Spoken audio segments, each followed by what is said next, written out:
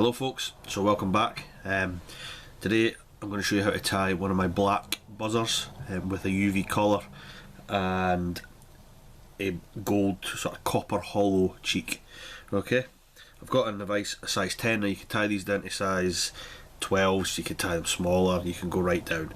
However, I'm going to show you size 10 purely because it's going to show you a nice image on the camera. Okay, so you start off, going to use some Uni Ato thread.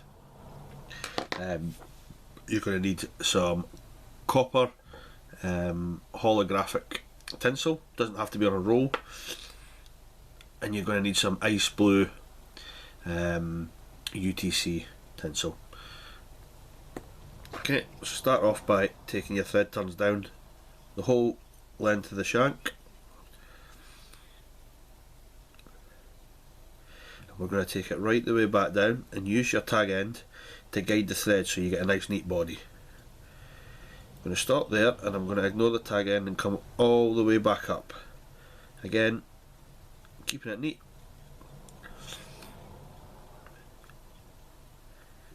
Here we go, right to the top. Then I'm going to take my tag end off here and I'm going to come back to where I want to tie in the ice blue.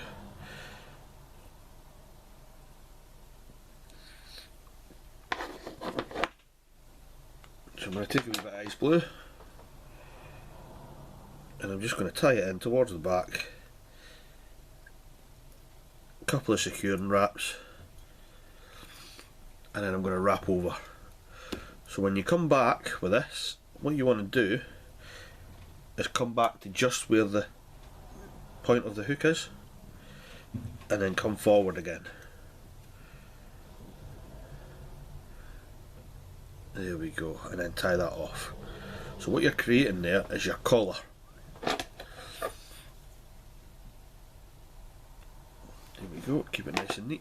So you'll see I've created a collar here now. It's a bit bigger than I want, but I'm going to wait to shorten that anyway.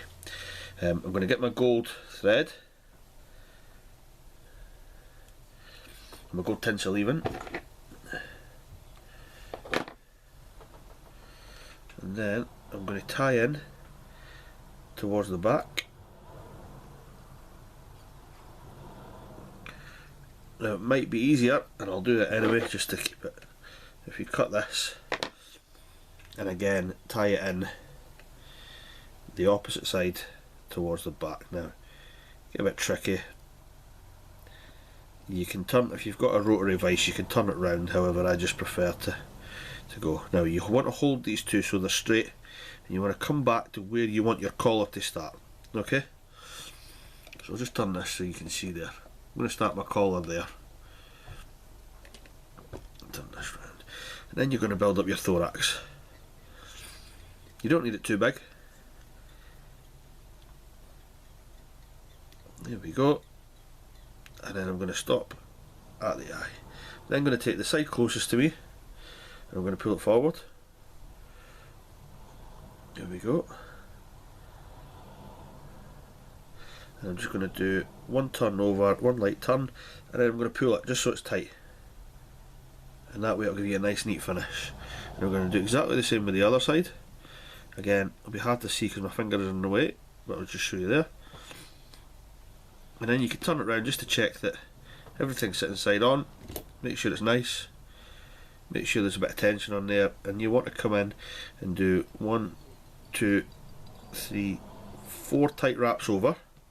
Okay, and then come in with your scissors and cut really close. You need nice fine point scissors there. You want to come in as close as possible.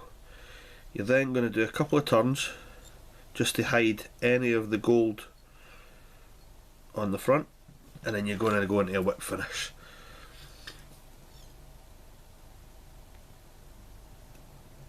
Four turns there, and again use the thread to guide it. There we go, and then come in and finish. So what you get is you get a lighter, and then just flash it twice, and that'll get rid of any of the straggly fibres that are coming off it, and it'll make it a lot nicer. You're then just ready to go in with your varnish. However, what I'm going to do with this one is I'm going to put some resin on here, just for ease. Here we go, so this resin's from Blob and Buzzer.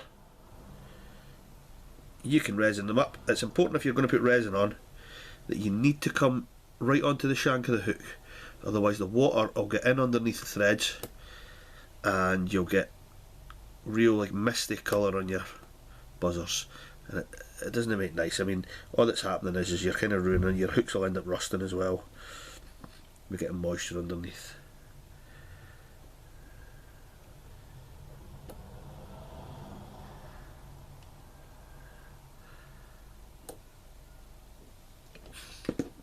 There you go there.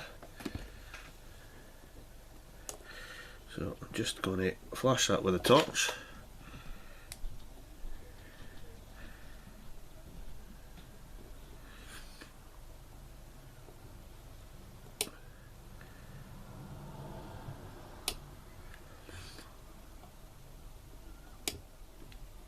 There we go. What I would normally do is I would normally put 5 or 6 layers of Sally Hansen's on that, just to make it nice. So there we go there. I'll just twist it around just so you can see it.